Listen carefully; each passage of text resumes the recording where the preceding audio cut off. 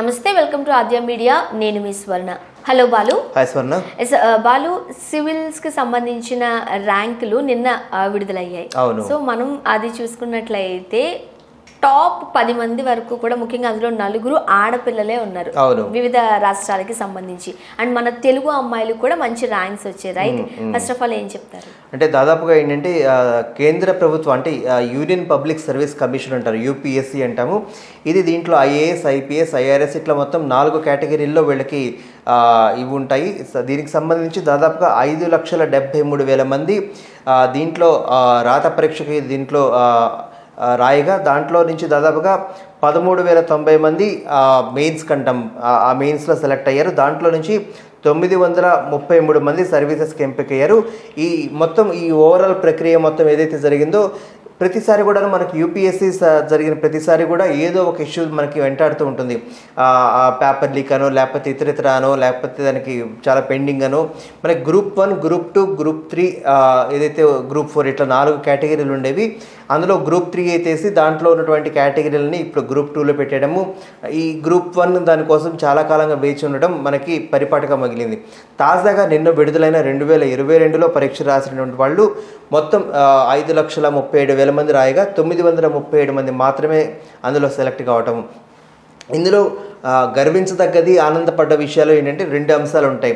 మహిళలకి ప్రాధాన్యత ఉండట్లేదు, లేకపోతే మహిళల్ని తక్కువగా చేస్తున్నారు అన్నటువంటి ఆ నెపం ఏదైతే ఉందో వాటన్నిటినీ ఆ పాత సామెతలన్నింటినీ తిరగరాస్తూ ఈసారి మహిళలే ఉత్తీర్ణులు అయ్యారు ఎక్కువ మంది కూడాను.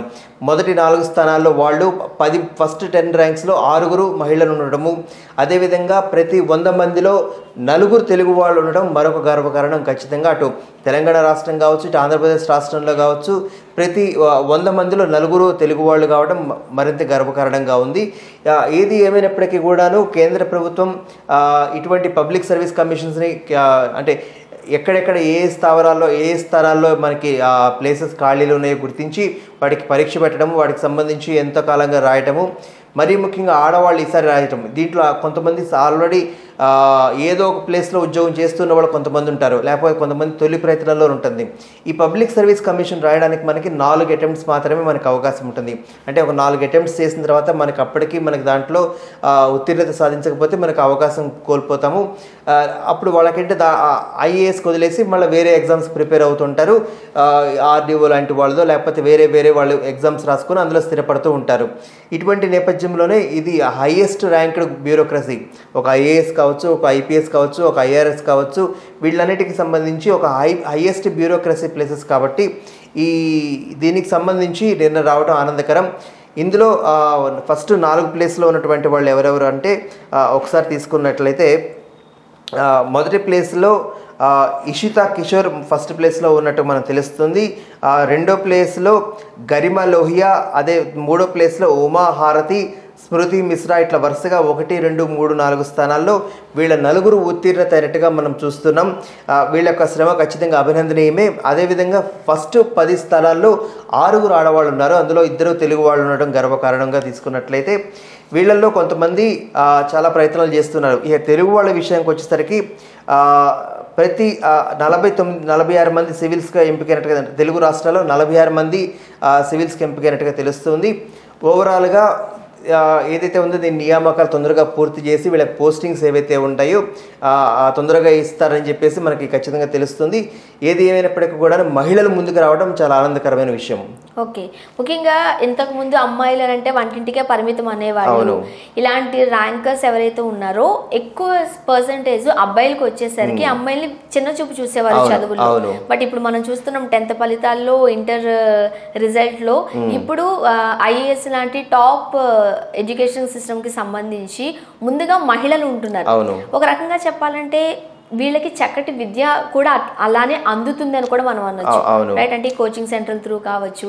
ఏం చెప్తారు అంటే మనకి మట్టిలో మాణిక్యాలు అని చెప్పేసి మనకు ఒక సామెత ఏదైతే ఉందో, కొంతమందికి ఏంటంటే హిడెన్ టాలెంట్స్ ఉంటాయి. కొంతమంది ఇక నా జీవితం ఇంతే అనుకుంటున్న నేపథ్యంలో ఒక చిన్న స్పార్కో, లేకపోతే ఎవరో ఒక వ్యక్తి ప్రోత్సాహం వాళ్ళ జీవితాన్ని మొత్తం మార్చేస్తూ ఉంటుంది. అటువంటి మార్పులు, ఇటువంటి ర్యాంక్ సాధించిన వాళ్ళలో చాలామంది ఉంటుంది.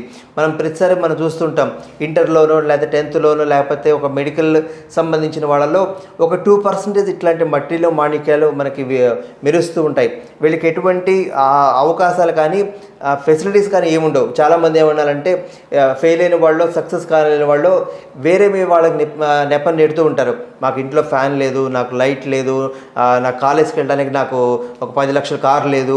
సో ఇవన్నీ ఇటువంటి సాకులుగా చూపించి మేము లైఫ్లో సక్సెస్ కాలేమని చెప్పేసి చెప్తూ ఉంటారు. కానీ ఇవేమి లేకుండా కొంతమందికి మన గిరిజన ప్రాంతాల్లోకి వెళ్తే ఇప్పటికీ బుడ్లు అంటే కిరోసిన్ బుడ్లతో ఇంకా చదువుకునే వాళ్ళు చాలామంది ఉన్నారు. అదేవిధంగా అటు ఏజెన్సీ ప్రాంతాల్లోకి వెళ్తే వాళ్ళకి అంత సౌకర్యాలు ఉండవు, స్కూల్స్ ఉండవు, ఏమీ ఉండవు. కానీ కొన్ని తారాలు అట్లా మెరుస్తూ ఉంటారు. అటువంటి మట్టిలో మాణిక్యాలే వీళ్ళు. చాలామంది పెళ్ళై పిల్లలు పుట్టిన తర్వాత ఇక మా జీవితం వంటింటికే పరిమితం అనుకుంటున్న నేపథ్యంలో ఏదో చెప్పాక ఒక మనిషి ప్రోత్సాహం, అటు భర్త ప్రోత్సాహం కావచ్చు, లేకపోతే తల్లిదండ్రుల ప్రోత్సాహం కావచ్చు, వాళ్ళలో ఉన్నటువంటి హిడెన్ టాలెంట్స్, ఎస్పెషల్లీ కొంతమంది స్కూల్ టీచర్స్గా ఉంటూ వాళ్ళు ఏం చేస్తారంటే ఇటువంటి సివిల్స్కి రెడీ అవుతూ ఉంటారు. వాళ్ళకి సో డే అంతా వాళ్ళు ఉద్యోగం చేసుకుంటుంటారు. మళ్ళీ ఇంటికి వచ్చో లేకపోతే ఆ గ్యాప్లో వాళ్ళు ఖచ్చితంగా ఈ ప్రిపరేషన్స్ అనేది ఖచ్చితంగా ఉంటుంది. ఇటువంటి హిడెన్ టాలెంట్స్ ఈ మధ్య ఆడవాళ్ళలో బాగా కనిపిస్తూ ఉంది. ఈ ఎగ్జామ్స్ ప్రిపేర్ అవ్వాలంట. ఇదంతా కూడాను వీళ్ళు ఇట్లా చేస్తున్నారన్న సంగతి అటు కుటుంబ సభ్యులకు కానీ లేకపోతే ప్రపంచానికి కానీ తెలియదు. కానీ తెలియదు కాదు, నిజం చెప్పాలంటే చెప్పుకోరు. ఎందుకంటే ఒకవేళ రాలేదనుకో చిన్న చూపు చూస్తారేమో అని కూడా భయం ఉంటుంది. రాలేదంటే చిన్న చూపు చూస్తారని ఒక భయము, ఒకళ్ళు చెప్తే ఆ ప్రయత్నాలు మాన్పిస్తారని ఒక భయము. ఇటువంటి కారణాలు వాళ్ళు చదవలేకపోయినా సరే నీకు రాలేదటగా అంటారు. ఎంత కష్టం అనేది పక్కకు అదే అంటే వీళ్ళు చేసిన ప్రయత్నం కావచ్చు, కష్టం కావచ్చు, ఇదంతా వృధా అయిపోతుంది. కేవలం ఆ మాట అనిపించుకోవడం ఇష్టం లేక చాలా మంది బయటకు చెప్పరు.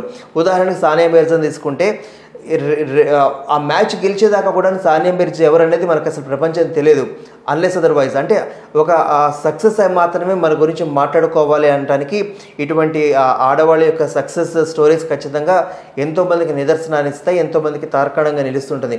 వీళ్ళని చూసి అంటే ఇటువంటి ఆడవాళ్ళని చూసి, సక్సెస్ అయిన వాళ్ళని చూసి మరికొంతమంది ఏదైతే ఒక ఇంట్లో ఒక గృహిణి కనుక చదువుకుంటే 5గురికి ఎట్లయితే మనకి విద్యని దక్కుతుందనే ఏదైతే ఉందో ఇటువంటి వాళ్ళని చూసి ఎంతోమంది ఇన్స్పైర్ అవ్వడానికి అవకాశం ఖచ్చితంగా లభిస్తుంది. సానియా మిర్జా అదే చెప్తుంది, సైనా నెహ్వాల్ అదే చెప్తుంది. తాజాగా మనకి తెలుగు తేజం మనకి అటు సానియా మిర్జా కావచ్చు, సైనా నెహ్వాల్ కావచ్చు, పివి సింధు కావచ్చు, వీళ్ళందరి లైఫ్ స్టోరీస్ ఎంతమంది ఆడవాళ్ళకి ఆదర్శం. వీళ్ళందరినీ చూసి వాళ్ళు తీసుకున్నట్లయితే అటు టెన్నిస్లో కావచ్చు, ఇటు షటిల్లో కావచ్చు, రకరకాల స్పోర్ట్స్లో వీళ్ళందరినీ ఆదర్శంగా తీసుకొని ఆడపిల్లలు బాగా స్పోర్ట్స్లో రాణిస్తున్నారు, ఇటు చదువులో రాణిస్తున్నారు, అటు ఆటలో రాణిస్తున్నారు, ఇటు సివిల్స్లో రాణిస్తున్నారు. కాబట్టి ఇప్పుడున్నటువంటి సోర్సెస్ ఇటువంటి ఓపెన్ వరల్డ్లో ఆడవాళ్ళు ఒంటింటికి పరిమితం కాదు, లేకపోతే ఆడవాళ్ళు ఇది సాధించలేరంటానికి ఖచ్చితంగా అవకాశం లేదు. వాళ్ళే సాధిస్తున్నారు. వాళ్ళకి చేతనైనంత ప్రోత్సాహాన్నో సహాయాన్నో చేయడం కుటుంబ సభ్యులుగానో ఫ్రెండ్స్ గానో లేకపోతే ఖచ్చితంగా అది అందరి బాధ్యత. అట్లా చేస్తేనే దేశం ముందుకు వెళ్తుంది. ఈ సందర్భంగా ఇది వీళ్ళు ప్రూవ్ చేశారు. వాళ్ళు ఇలాంటి పిల్లలు మనం చూసినప్పుడు ఇన్స్పిరేషన్ గా తీసుకుంటే మరికొంతమంది ఖచ్చితంగా వచ్చే అవకాశం కనిపిస్తుంది. దానికి ఒక్కళ్ళే మంచి ఉదాహరణ తీసుకున్నట్లయితే మనకి అటు కిరణ్ బేడి గారి దగ్గర నుంచి తాజాగా ఇటు స్మితా సబర్వాల్ గారి దగ్గర వీళ్ళందరూ మనకు ఆదర్శంగా నిలుస్తున్నారు. ఇదిగో మేము సాధించాము, సాధించడానికి ఇవేం అడ్డంకులు కాదని చెప్పేసి వీళ్ళ చరిత్రలు, వీళ్ళ జీవిత చరిత్రలు నిదర్శనంగా నిలుస్తున్నాయి. వాళ్ళని చూసి ఆదర్శంగా ఎంతోమంది ఆ ప్రయత్నం ముందర అసలు సాధిస్తామో లేదు పక్కన పెడితే ముందు ప్రయత్నం అయితే చేయాలని నా ఉద్దేశం. Thank you Balu, thank you so much. Thank you.